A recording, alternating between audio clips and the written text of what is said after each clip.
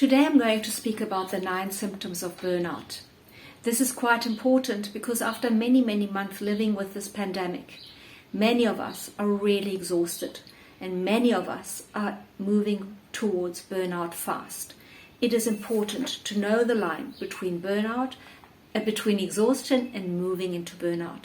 Because once you're there, it's really very difficult to recover, and the sooner you start on the road to recovery, the better. So here are the 9 symptoms. Number 1 is you feel really tired. And the exhaustion is in the mind. It is the mind that is tired. Number 2 is you feel emotionally wrung out. Number 3 is mind and feeling are so depleted that you stop caring about some things.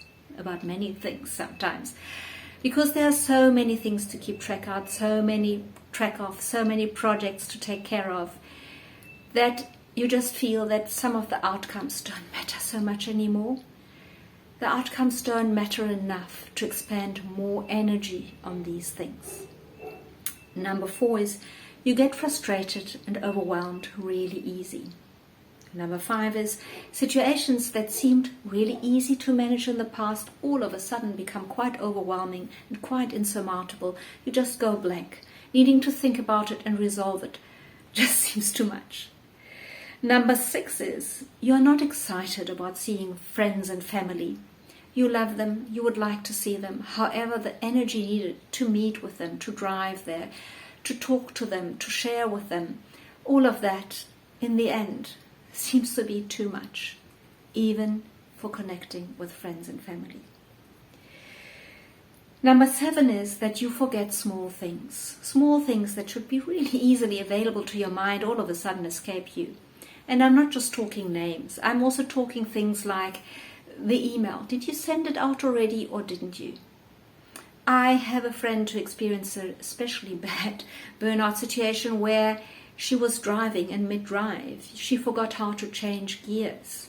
This is really scary, and this is essential and crucial everyday information that should be on autopilot that all of a sudden is no longer available to us. When we're at that stage, we're really very burned out.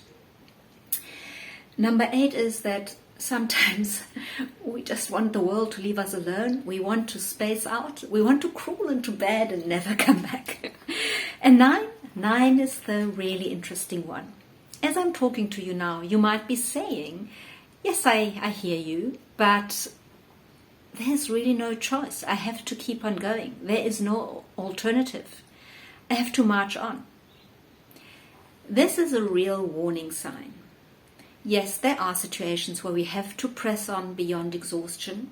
However, if we do it for too long and our body is really starting to go downhill to the point that our mental and emotional energies are getting depleted, to the point that it's really difficult to recharge and to re-energize, then we're actually on a path of self-destruction. We're letting our stress and our arguments push us when our body is actually already telling us this is enough, this is not sustainable, we need to find another way. This is what it is about. Burnout is asking us to find another way. Moving towards burnout is asking us to find another way. Know your driver. Be honest with yourself when you're driving yourself too much, too long. Then return slowly but surely to your energies. Know what energizes you. Know what brings you back joy. Know what brings you fulfillment. Face the fact that you might have to make changes to your life. That's okay. It's going to make you a healthier, happier person. Go back to a healthy drive, to a healthy expression of your gifts, to a healthy way of you being you and living a fulfilled life.